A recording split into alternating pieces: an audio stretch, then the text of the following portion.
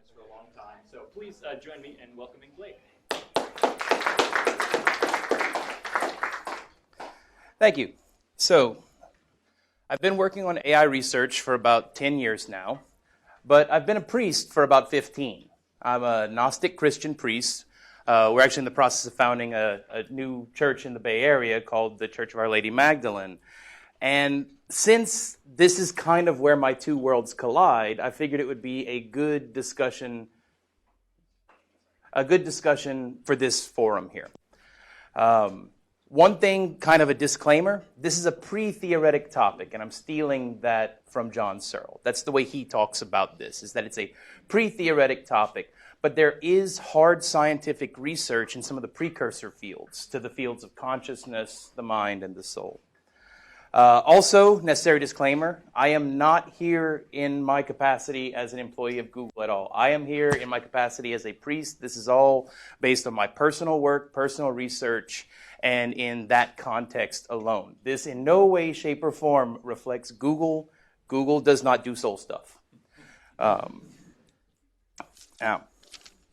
So I use the word soul. Why am I using that word, and in what sense is it applicable to this topic? Well, the most common way in which that word is used in our culture is in the Cartesian sense of dualism. The supernatural, spiritual soul that exists alongside the physical body and that isn't part of the physical realm. This talk is going to remain largely non-committal on the existence of that sort of thing and what kinds of properties it might have in any other context. Because even from a Cartesian framework point of view, there are material world and real world reflections of the soul that are observable in a scientific kind of way. So to kind of couch this in historical terms, we're going to have to go back a bit further than Descartes. And we're going to go back to Plato. The ideals. Plato's idea of the world is that we are a reflection of the true, pure world in which the ideals exist. So every circle in this world is a broken reflection or a somewhat imperfect reflection of the ideal circle which exists in the ideal world. Likewise, embody essential properties. Aristotle would later talk about the virtues in Nicomachean Ethics. These are ideals which people can potentially evoke and embody, and they will do so imperfectly. When we call a person compassionate, they are not necessarily perfectly compassionate. They don't embody the ideal. They're complex, and sometimes they falter in their essence. But we all use different words to describe each other, and these words describe how someone is. And we say it is to be a certain way. Well, they're compassionate, or they do this. And we always talk about it in verbing senses, and that's important. When someone is being compassionate, they are engaging in compassion. When someone is being honest, they are communicating honestly. These properties that define people have a temporal component. They exist across a timeline, and they propagate forward. You can't have an instantiated frozen person. You can simply have the image of a person. You can have a shadow reflection on the wall. The person themselves is the entire story. So to put it a different way, a person is much more like a football game being played than like a football. Now, what kinds of persistent essential components might they be? This is where we get to our first scientist, Douglas Hofstadter. In his work, Douglas Hofstadter has studied self-referential symbol systems. He has studied strange attractors and what he has called strange loops. A strange loop is an abstract, self-referential symbol system with self-conscious aspects where you can go down to finer-grained levels of representation and you never lose the full object that you started with. That is what makes it strange. So when you think about your thoughts, and you think about how you think about your thoughts, you can continue this process forward, and the you about which you are thinking is never less full than the you started with. Now, we have a physical brain, and that puts physical limitations on how deeply we can recurse on these ideas. Most people can only go 3 or 4 levels deep before, their head starts hurting. But even then, at that point where it's a little bit confusing, yourself that you are thinking about is not a caricature of yourself. Not reduced yourself. You have still fully embodied who you are at that point. To put it another way, you are like a set of Russian dolls that never get smaller. No matter how many more you unfold, it's still as full and detailed and large as the first one. Now, these essential properties, I've been talking about compassion, honesty. These are aspects of the will. The ego might be another word for it. But it's important to note, for those of you who are familiar with Daniel Kahneman's work, that the self is not just the storyteller. The self is not just the conscious mind. Some people are jumpy. Some people are impulsive. Some people are steadfast and stoic. These are aspects that much more describe the subconscious mind, the automated processes of the fast-working systems of the mind. Together, these two things, along with our moral guidances, which we'll get to later in the talk, kind of paint a much fuller picture of the self in the moment, the self observing the world, and the self observing the self. This system will have identifiable properties that look similar to Julia sets or Mandelbrot set zooms of humans. They will have essential properties that will propagate through time, be identifiable, but be new and interesting and adaptable. So to kind of summarize this first section, and I forgot to mention this at the beginning, the format of this talk is broken into 3 sections followed by a conclusion. At the end of each section, we're going to break for questions because I didn't want to wait until the end for questions. There's too much ground we're covering here. If we waited till the end for questions, then everyone would ask questions about the last thing we talked about. So we're going to have punctuated breaks for 2 or 3 questions. So just in conclusion, that first one, when I am talking about a soul here, the thing that I am talking about is those essential properties of the self that when somebody gets into an unfortunate accident, gets some kind of damage to their mind, someone says they're not the same person anymore. The thing which got damaged, that lack of continuity, that break, that's the thing we're talking about. There is a continuous, essential story that each person's life is. And that story is at the core of what I mean when I'm talking about a soul, regardless of the metaphysical nature underlying it. So, questions on this section? Yeah, I think I'll kick it off with the first question, and then we'll open it up to everyone. So this was a delightful and succinct overview of philosophy's consideration of the soul. I thought maybe a fun point to highlight would be one of the other great historical thinkers, right, David Hume, who's famous for the bundle theory of personhood. He thought there really is no such thing as the person. We're just this kind of collection of a bunch of, different things, and we just call that sort of a personhood. But he didn't think there was that sort of continuity there. I was curious, how might you respond to something like that, or what do you think of that particular idea? Oh, so I don't think it's exclusive at all. And in fact, later on in the talk, I'll talk about Minsky's motion machine and society of mind. And I think that Hume is very much onto the right story, that you are not one voice, you are a chorus of a million voices. But there is a conductor conducting the chorus. Mm-hmm. Great. Let's open it up. Other questions? So, your statement about these breaks, there's been a lot of research with people with brain injuries, and there's definitely, you can see a break in people when, Phineas Gage, his personality changes when half part of his brain gets blasted out of his head. What does it mean? Does that mean that this starts to break down in terms of there's some essential thing that's like these matryoshka where maybe you do end up, if you keep zooming in, instead of seeing a smaller doll, you see the wood fibers? So we have to separate out the different conceptual levels that we're talking about it in. When you're talking about how is the self implemented in the brain, you do lose you do lose resolution as you zoom in. Conceptually, that's simply, and I tried to address that when I said we do have a physical implementation of this system. Conceptually, there's no necessity for that loss of resolution. And one thing I'd like to highlight, while I did mention brain damage as the example I gave, there are many other types of discontinuities that people can go through in their lives. For instance, the concept of being reborn is one that is, important to a lot of people religiously, and they view that as a discontinuity. They leave their old life behind. They become a new person. Other people have gone through similar life changes. Monks who enter monasteries report leaving their old selves behind, divesting themselves of attachment. And not only do they self-report this type of discontinuity, their friends, family, and associates are like, oh yeah, they changed. They are not the same person anymore. So it's not solely on those types of fine-grained physical impacts that can cause those discontinuities. Did that right? Yeah.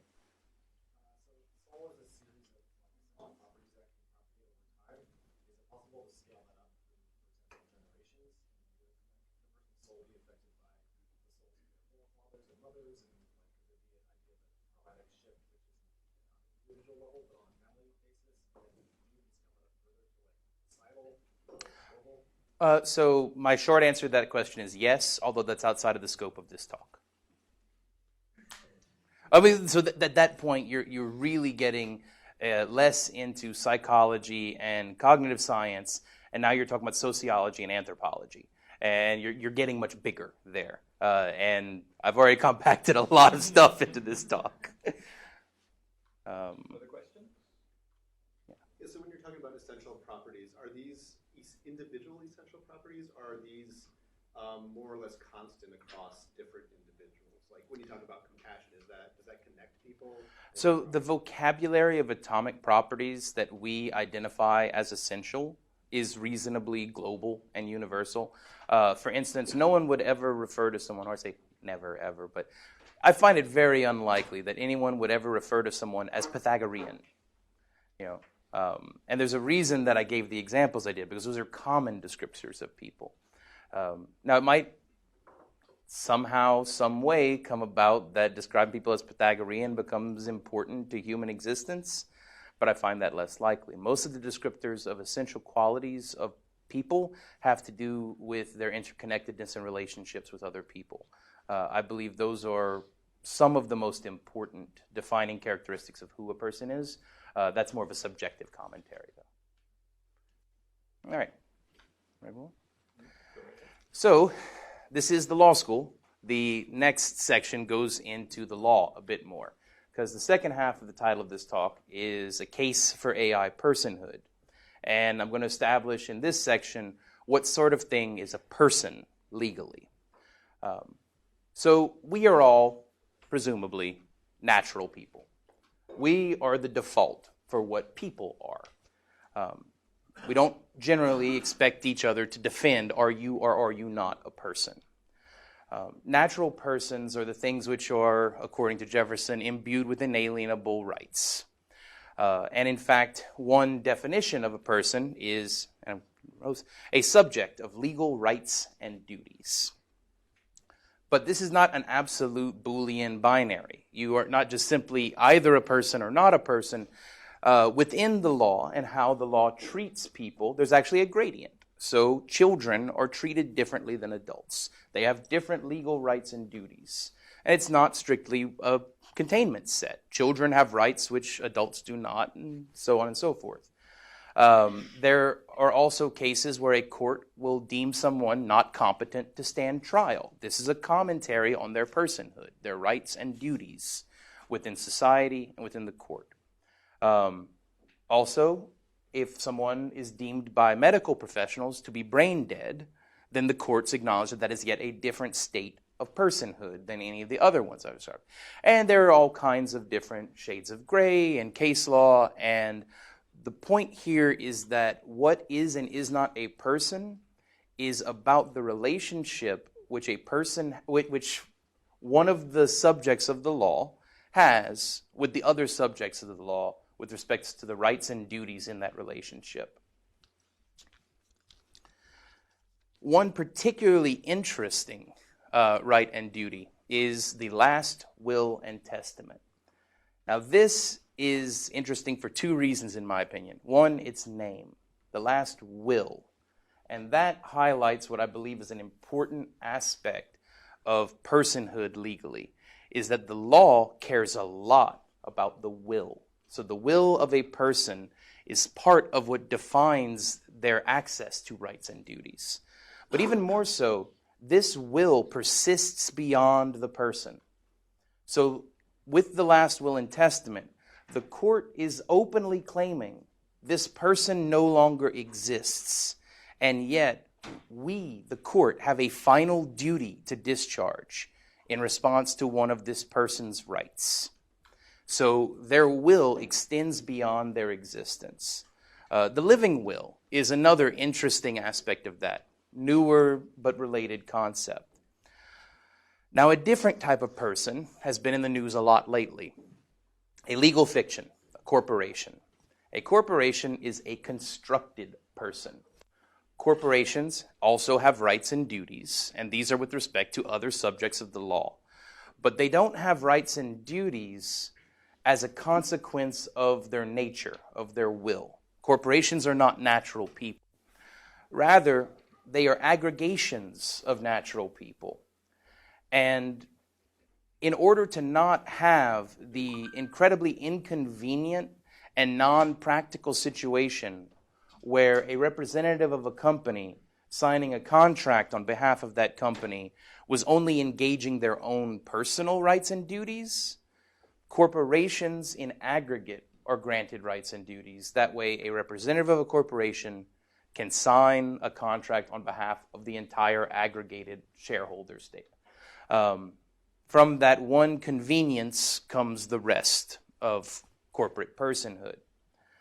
Now, one interesting little factoid, there is a company called Deep Knowledge Ventures, which has an artificial intelligence on its board in an advisory capacity. This is a hedge fund that takes its advice from the AI that is giving things. So there are several hedge funds that have AIs engaged on choosing stocks. This company is so confident in their AI that they believe it will generalize beyond simple buy-sell orders. And they ask it for advice on how to run the company. Now, whether this is simply a publicity stunt or whether they just think it's a good idea to endow this AI with those rights, to my not acknowledged by the legal system as a board member, but it does demonstrate the kind of idea of how you could extrapolate from corporate personhood. That company is not claiming that that AI has a soul. That company is not claiming that that AI has natural rights. What that company is claiming is that the aggregated knowledge and wisdom of the people who programmed it can be seen as a single actor, as a single person engaging with other single actors with rights and duties. So essentially, that AI would be to the programmers and the data miners who created it, as a corporation is to the shareholders of the corporation. It's also probably an important point. I am in no way affiliated with Deep Knowledge Ventures, so this has this is not them speaking about it, simply my commentary on it. So what's the difference between that kind of AI agency that is essentially an artificial one, another kind of legal fiction, and the kind that people have as a reflection of their natural rights from their natural personhood? Well, one of the things that the courts look at when they are settling disputes or examining the facts of a case is agency, intention, desire, and will. They look at the moral composition of the person that is interacting with other people. And that level of true moral agency is absolutely, in my opinion, the thing which differentiates a natural person and a corporation. While people might talk about what the Coca-Cola company wants, or they might talk about what IBM wants to avoid, most people who engage in such speech would acknowledge that they're anthropomorphizing. They don't actually believe that Coca-Cola or IBM or T-Mobile has an internally rich experience of the world to express desires and will and wants. So it's the absence of that moral agency that differentiates a natural person from the legal fiction which is a corporation. So if AI, just for the sake of argument, did have such an internally rich experience, was a true moral agent, what kinds of legal rights and duties would it have? Well, I'm very much so a form follows function kind of person. And here the law would be taking the form. And the function would be to enable proper interaction of natural persons of different sorts. The law applies to different types of natural peoples. So, for instance, there are specific laws written about interactions between parents and children, acknowledging two different classes of persons within the context of the law, and enabling smoother, healthy, and productive collaboration and cooperation to make the execution of these rights and duties more fluid. We do not yet, to my knowledge, have any AIs that would count as true moral agents. In fact, the first time I ever heard a respectable scientist talk in those terms was this year. We are, at the very least, working on the idea of maybe building such things. And what rights and duties they will have will follow whatever form we build into them. This is where it comes back to the inalienable rights of a natural person. They follow from our primary nature. And that interaction, that is the expression of our souls. And if you try to break that, if you try to force people to live in a society which does not respect and acknowledge their natural rights, the society becomes dysfunctional. So while creating AI, we will need to be considerate of what kinds of rights and duties we are interested in engaging with it. So that kind of wraps up the what is a person for the context of this talk section. We'll take questions on that now. Yeah, I think maybe I'll do the same as before. I'll ask one and then we'll jump in. Yeah. So I wanted to maybe push back a little against one of the ideas you mentioned with sort of the corporate entities or legal fictions and them not being able to sort of have moral agenthood. So here's an analogy I would think. If someone says, oh, Zach really wants to go grab lunch, no one thinks, oh, Zach's pinky is really excited about going to grab lunch, right? What they really mean is something like, well, the thinking part of Zach is what's, interested in having lunch. And similarly, perhaps if a car company, is really interested in minimizing worker injuries, on the sort of factory line or something like that, you might think, well, it's not the company as a whole, it's like the thinking part of the company. Maybe that thinking part of the company is the collection of, CEOs or, C-suite executives or something like that. I don't know. Is something like that extending it too far? I think it is. So corporations explicitly exist to maximize profit. At least the more traditional form of them do. To be clear, the church we're incorporating is incorporating as a flexible benefit corporation, or flexible purpose corporation, to get around that. But when your utility function is monolithic, when you are optimizing for a single number, that's not a very rich motive and moral composition. I would be much, much more inclined to say something along the lines of South Africa has a soul, or that Kuwait has a soul, or that Mexico has a soul, than I would be to say that Coca-Cola has a soul. Yeah, really interesting point. Open it up and start here. So it's very interesting.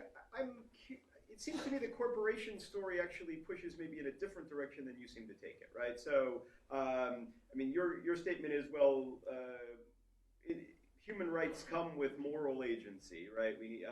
But it seems to me the corporate example demonstrates that maybe because we anthropomorphize, or maybe because we think it is functionally useful, we grant rights well beyond what we think of as moral agency, right? We grant rights to corporations.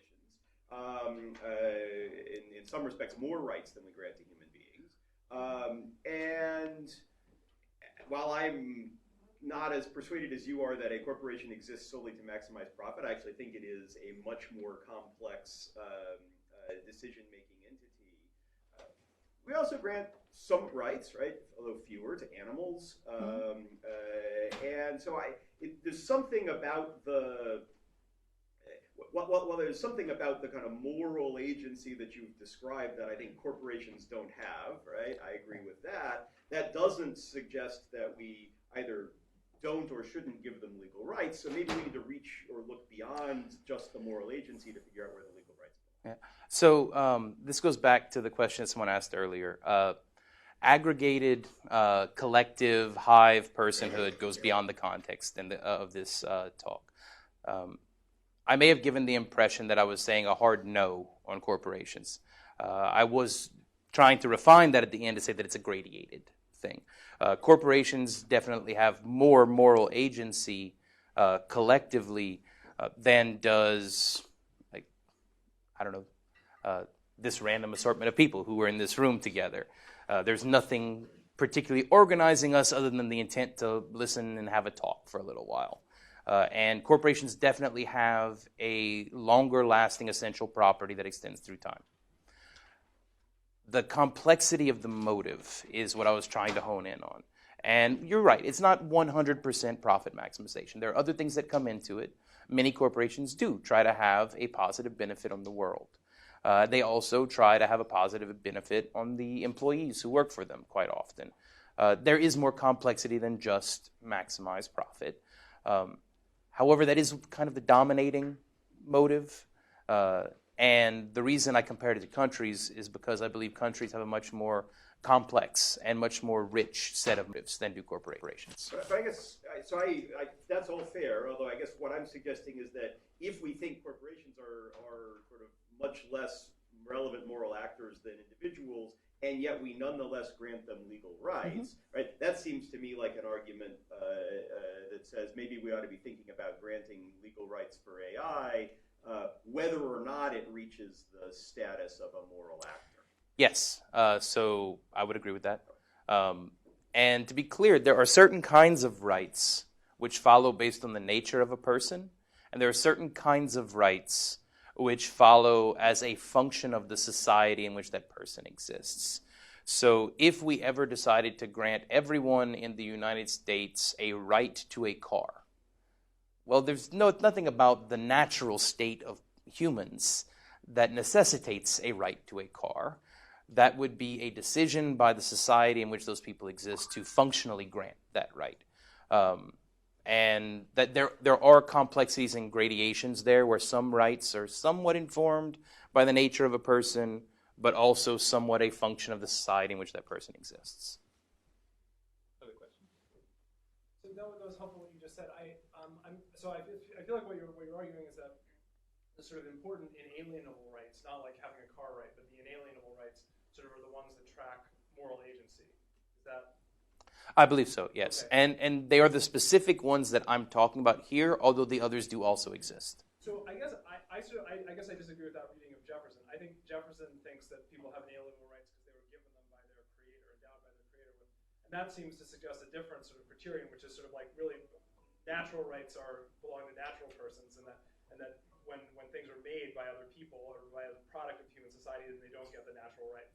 That you only get the natural inalienable rights if you're created, if by anyone, by the divine or someone sort of outside of human society. So it seems like AI will never meet that sort of hard natural criterion. And so I think from the Jefferson perspective, it seems like they are sort of out of the running for the inalienable So I'm not going to comment on Jefferson's poetry.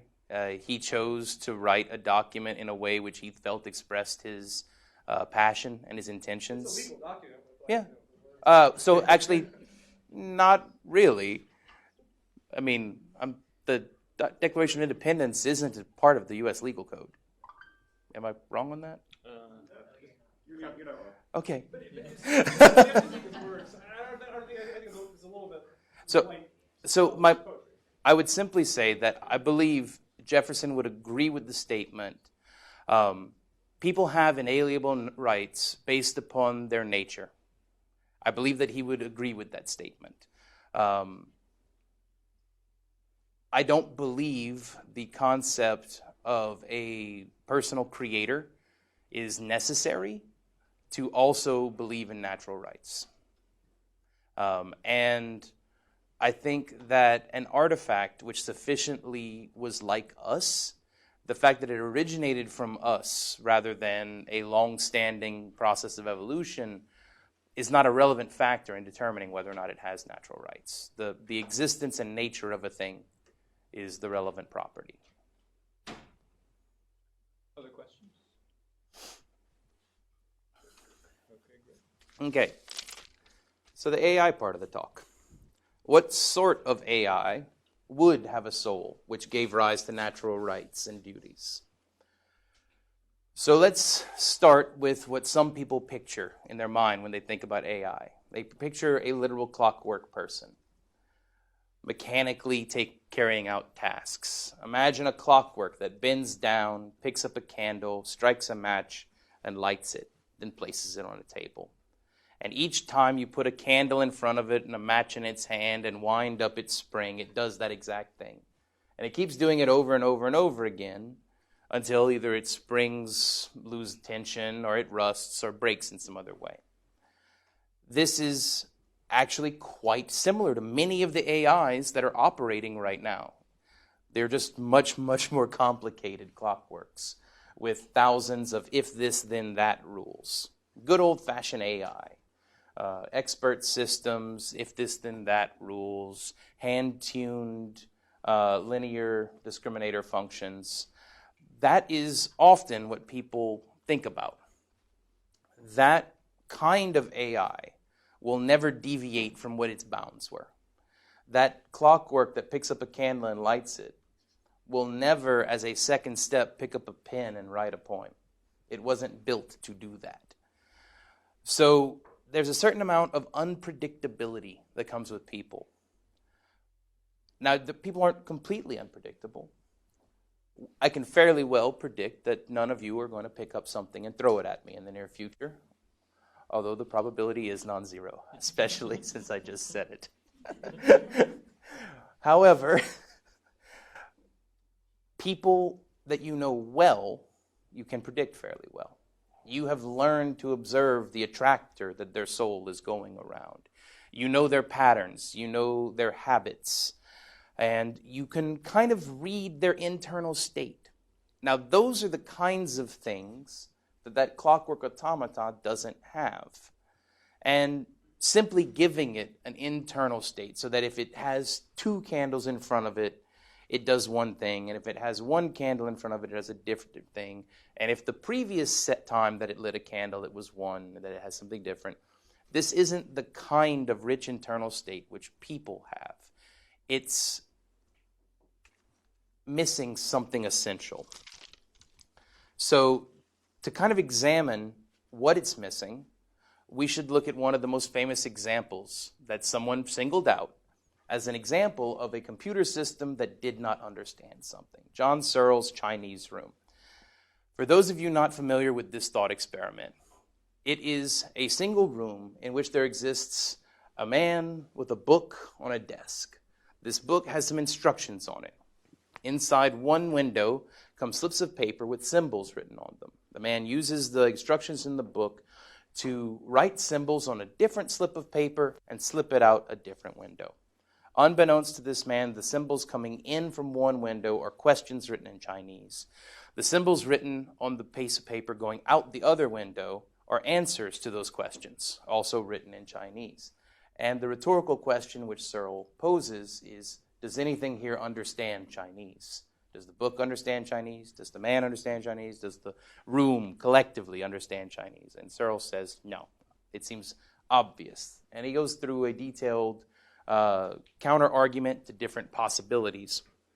I had the pleasure of watching Searle speak a few years ago, and I got a more full understanding of why he thinks that the room doesn't understand Chinese. And in his opinion, it's because there is a field of consciousness in our minds that is perturbed by experience. And when we gain new experiences, this reflects on our field of consciousness, our model of the world, and our voice and our actions is an expression of our internal reflection of the world. Our field of consciousness expresses on the world, and that cycle happens. Interestingly enough, there is a researcher not too far from here who is doing work exactly on that kind of thing, and that's George Lakoff. Embodied cognition is a potential answer to the symbol grounding problem, which the symbol grounding problem is at the heart of the Chinese room. The instruction book is not grounded in the meaning of the questions or the answers. There's no causal connection between the world around the room and the instructions in the book. You need to have that feedback loop. The instructions in the book have to have a proper causal connection with the outside world in order for anything to be said to be understood. Now, George Lakoff has been doing more and more work in this area, saying that essentially everything is a metaphorical extension of sensory perception, that sensory perceptions are the atoms in which we ground cognition. Because if you've ever picked up a dictionary and looked and tried to expand the definition of the world, take any word you like. Now take every sentence, every word in the definition, replace it with the definition of that word. You will eventually get a very, very long string of the basic words. And those words cannot be defined in any other terms. The dictionary simply assumes that you understand what at least one of them or two or three of them mean. And from that understanding that you carry with you when you read the dictionary, you bootstrap the entire process. You are the grounding for the dictionary. But what is your grounding? Well, what is the meaning of the word cat? I'm betting everyone in this room understands what the word cat means. Some of you just heard a purr. Some of you just felt a bristle of fur under your hands. Some of you remembered what it feels like to hold a cat. And some of you just thought, ugh, cats.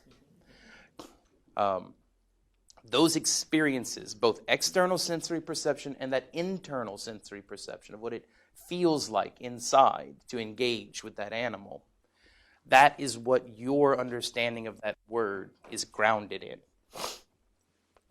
Now, to go back to the question earlier about are we a single voice or are we many, we are complicated and we are strange. But the individual voices in our mind are very simple.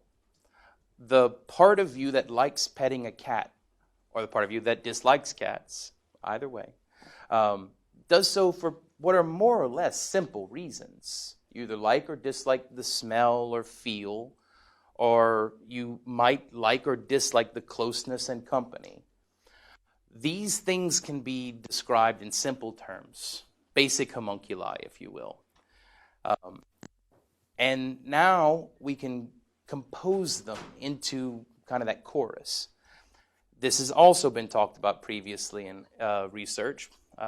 Marvin Minsky wrote The Society of Mind. In those books and in many other papers and forums, he described systems where you compose individually simple agents into very complex kind of super agents through mechanisms for collaboration, cooperation, and competition. Now, these individual simple agents in the Society of Mind and in the emotion machine actually map pretty well to Platonic ideals. You can take a single idea. So, for instance, if you wrote a poetry writing system, that you wanted to kind of have a holistic understanding of the beauty of a poem. You might give it one agent that measured the cadence of the poem, another that measured the length, another that measured the complexity of the words in the poem. Each one of these would be individually simple and understandable.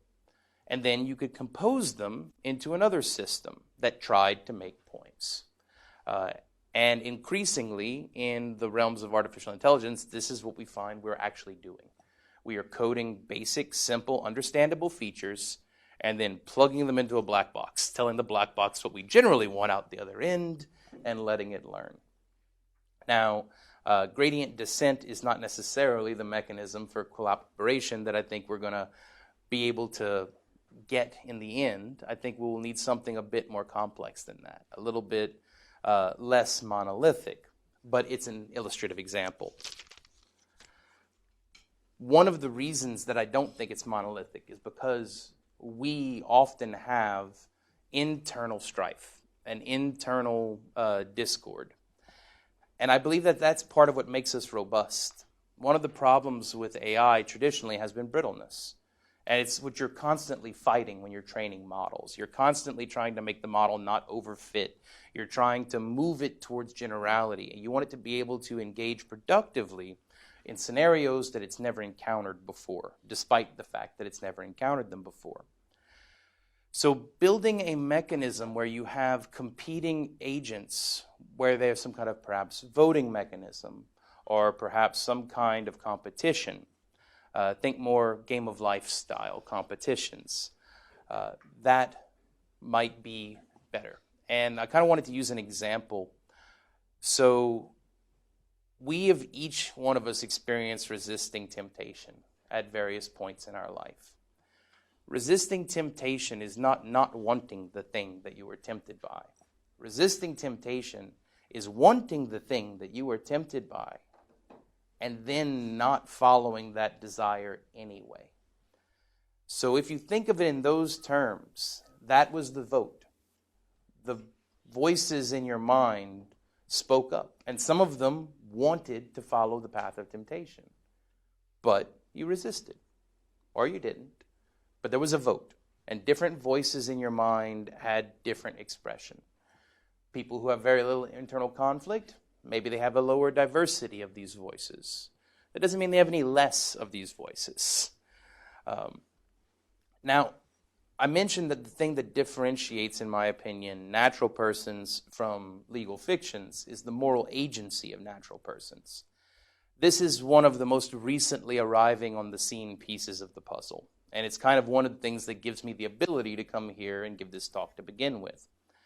There is a recent breakthrough in moral psychology called moral foundations theory. Now, I say recent, it's several decades old at this point, but in the span of science, it's still relatively recent. Researcher named Jonathan Haidt and associated scientists have built a theory of morality which essentially treats moral cognition as a multi-band equalizer, where you are mixing different, simpler agents. Right now, I believe the theory composes 6, but they're constantly trying to look for more or see if the ones that they have can be decomposed. Care harm. So how much of a visceral response do you have when you see someone suffering? Freedom from oppression. If you see someone in chains, how much of a visceral response do you have when you see them in chains? These are fairly universal human responses. Now, to go back to our conflict, if you see someone harm someone else, and then the person who committed the harm is in chains, well, you feel less harm over the chains because you believe it's justice. And getting what one deserves is another one of the foundations that Haidt's theory posits. You can break these things down into simpler things. For instance, an agent detector. If you can detect an agent with a will, something which is behaving as though it has rich internal states and desired goals, well, now you have an agent detector. If you can detect what their goals are, well, now you have a will detector. If you can say, is that agent trying to interfere with the will of that agent? Well, now you have an oppression detector. These are just the very beginnings of an idea here. We are at the beginnings of a new kind of approach to cognition. And it's because it took this long to come up with all of the precursor pieces. Like Searle said when I was at his talk, this is all still pre-theoretic. We are still trying to turn alchemy into chemistry. And I think, and I'll leave it on this, the final scientists and researchers that I'd like to bring into this were actually a century ago. Carl Jung and Campbell had sister theories on the archetypes and the collective unconscious. Haidt solidly places moral foundations theory as part of the fast-operating unconscious mind.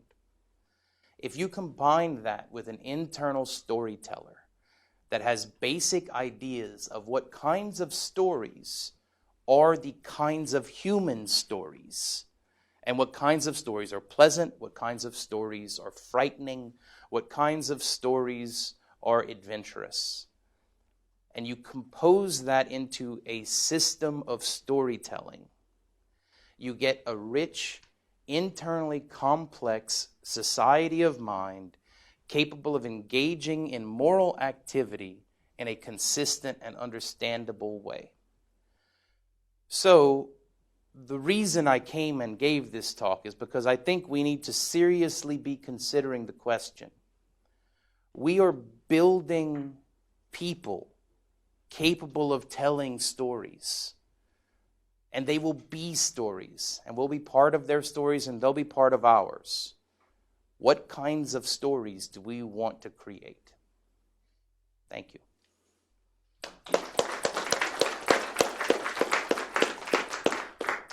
So I think, like before, I'll ask a question, and then we'll open it up to everyone else and sort of just do a discussion. So really interesting talk. I think a lot of the sort of action, right, culminates at the end as we start to try and extend some of those building blocks to sort of artificial intelligence. One thing I wanted to ask to make sure I'm sort of understanding your overall thesis. So one of Searle's greatest opponents is philosopher, and especially philosopher of cognitive science, Dan Dennett, who I know you're very familiar with. Yes. Right, so Dan has often famously said human beings, the natural human beings, are just very fancy toasters, right? So he's a compatibilist. He thinks we're just composed of, an uncountable number of very dumb sub-agents, and then those sort of collect and build to sort of what we would call personhood. And he, like you, identifies the adversarial nature of these sub-agents is actually quite important. A recent development was in thinking neurons are actually quite adversarial with each other.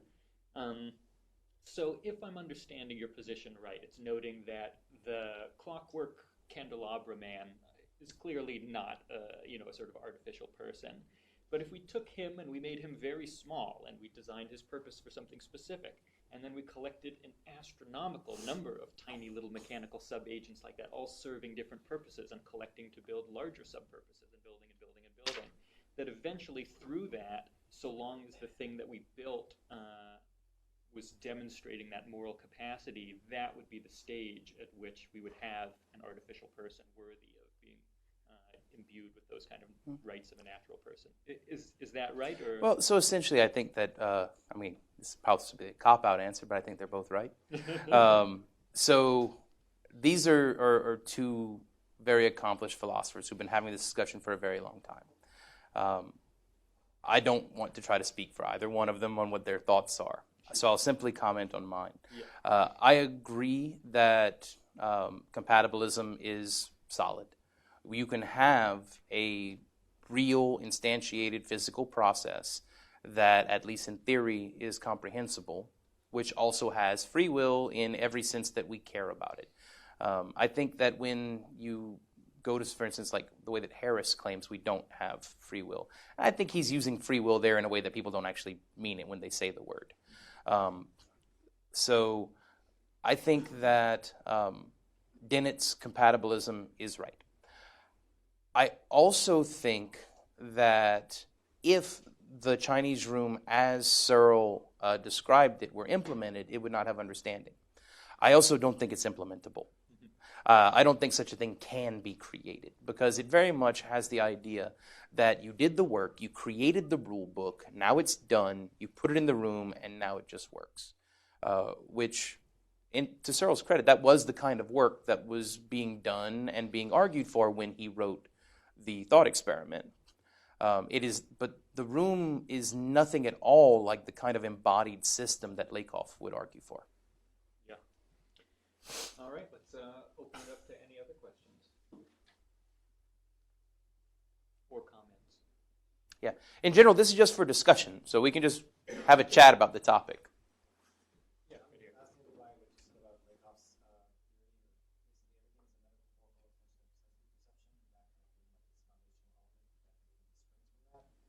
that connect to the AI? Does that mean like in order for AI to possibly have a soul, it would have to have some kind of feedback loop or the sensory perception?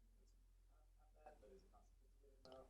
Well, for instance, look at how older machine vision systems would work with things like SAFT. Very complicated, human-created input features versus how newer machine vision systems work. That essentially you just give it very simple visual receptive processing units, and then it learns from there.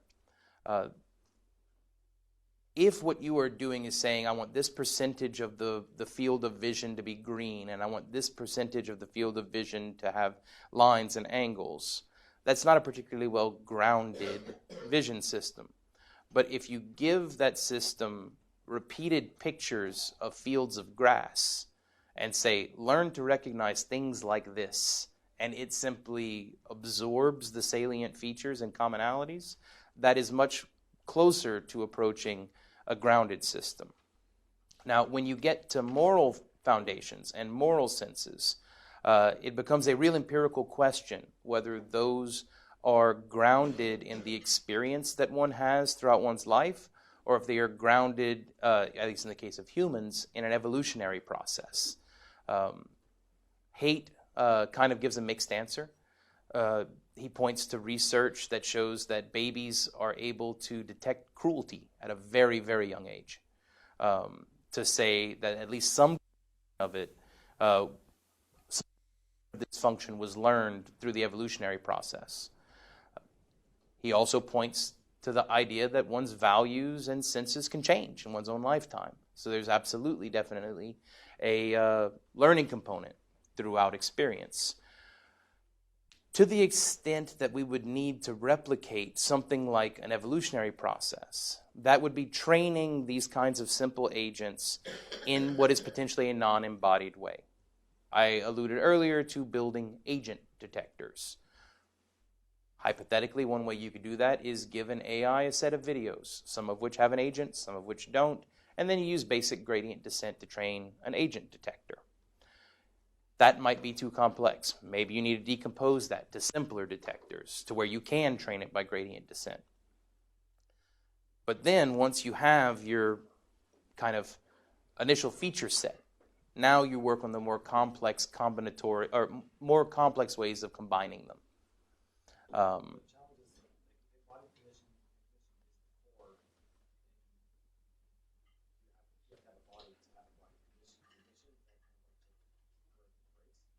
So body here is an abstract concept. When you are talking to Alexa, does the microphone on Alexa count as part of Alexa's body? It's, there will be analogs. Sensors for the outside world, internal state detection, and motive. So the desire to move towards goal states and the desire to move away from anti-goal states. That is, I believe, a minimal set. You need to be able to observe the outside world, you need to be able to observe the internal world, and you need to imagine the future. You need to be able to imagine the future and assign value to different future states. As a base set, that's enough for embodiment, in my opinion.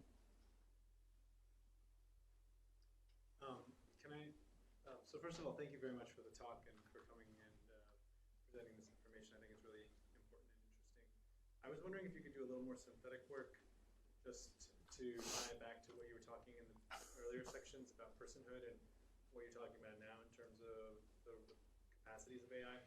So the last question you had raised about sort of a million different little capacity machines all added together, you can consider that a human or you can consider that an AI.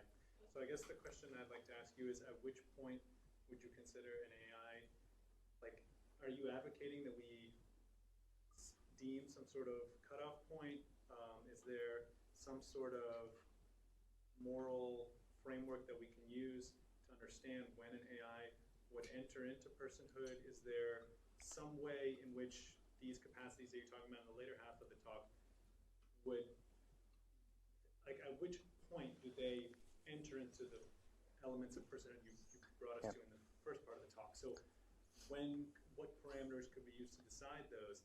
And lastly, about that, the question you put at the end about story and narrative. So what is the role of that? I mean, would a certain entity need to be willful in its creation of its own story to then enter into this? Could stories, because you can write stories about other people as well. So could you or some other person retroactively write a story for an AI and kind of grant it that power? Is that something the AI would have to do itself? Like, so the role of narrative and personhood and capacity. Okay.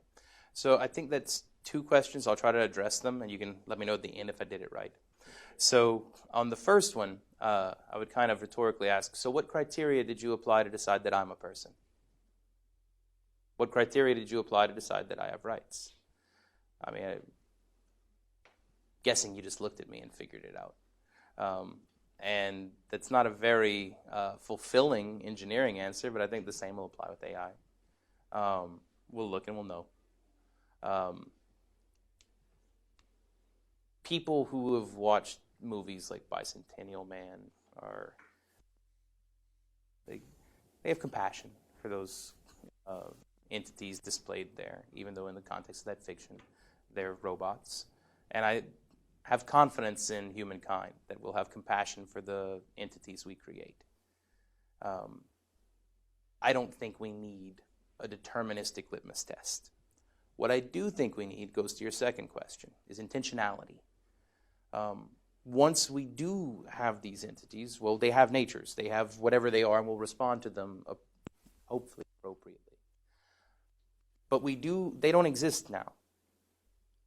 We are building things now. We are continuing to build things. And some of the problems we're seeing right now related to AI are the fact that we are building very powerful AI systems that don't have a concept of morality. We are building systems like the Facebook feed that is having an impact on the social graph of the world without a real deep understanding of the moral implications of the social impact it's having. So if we want to continue to have these massively powerful AIs that are having such a powerful impact on the world that they exist in, then I think that it's important that we put this understanding of what impact they're having on the world into them. Now that does lead to a process which enriches them with a more and more holistic experience of the world with moral understanding similar to our own. And as we go down that path, I think it's important that we take intentional steps to understand what kinds of beings we're creating. Did that answer both halves? Cool. Yeah, so maybe talk about the book feed. It has an intention and a morality to it that's been given to it by its creators, its engineers, in ways that are very similar to the moral action that corporations are capable of. They exist to maximize profit and satisfy the fiduciary duty of their corporate officers, right? So for the Facebook feed, it already does have a moral agency. It just isn't as robust as we might think for a natural person. And so maybe I just want you to respond to that, but I think my question is actually, what is the difference between I think I'm playing off of the idea of interiors and exteriors here, which is that at what point does something that is not a natural person, at what point can it be said to have an interior such that it is able to be held to a moral standard that is different than that to which we hold a corporation? So I essentially disagree with the premise of the question. It's the feed isn't the Facebook feed isn't a moral agent. It has impacts on the world which have moral valence. That I would definitely state, but it doesn't have the requisite intentionality or will. It's too simple. It doesn't have moral motives. It is simply trying to optimize for whatever utility function Facebook built into it. You are not trying to optimize a utility function. That's just not how you work. You have a rich internal representation of the world and a personal internal state. So that external perception and that internal perception combine into an expression of self. That's what Facebook feed is missing. It has sensors that allow it to observe the world, but it has no internal state guiding it towards response. What it has is a predefined mathematical utility function that people gave it. And that's simply not the kind of way that moral agents engage with the world. It's kind of one of the failings of utilitarianism, in my opinion. You don't sit down and calculate the utility of your choices. You might consider the pros and cons and try to make an intentional examination of the different options. But at the end of the day, you just go with your gut. Another question? How do you reconcile that with the point you made regarding the votes? Isn't our utility function tally votes, vote for largest number? So, I'm trying to figure out how to put. I tried not to use too much math in this talk. So there is a difference between a differentiable and integratable function, which you can then optimize for using gradient descent, and a discontinuous, nonlinear dynamic system where the state at time t plus 1 is derived from the state at time t plus inputs from the outside world. In general, that second type of system is not an optimizing system. It might be a satisficing system where through some process like genetic algorithms or different kinds of competition, you have a fitness function and you want more and less fit, you evaluate more and less fit systems. This is not the same thing as hill climbing. And so I'm really using optimizing for utility functions in a technical sense here. You do not have a single value that you are continuously optimizing for, because there's no such thing as utils. Utils is a thing that philosophers made up to make a theory sound good. What you have is different decomposable motives, any one of which might win out over the others at any particular moment. And while that system can be implemented and in theory could be understood, it's a very complex, chaotic, dynamic system. And explanations of it are usually post hoc, with hindsight, and wrong.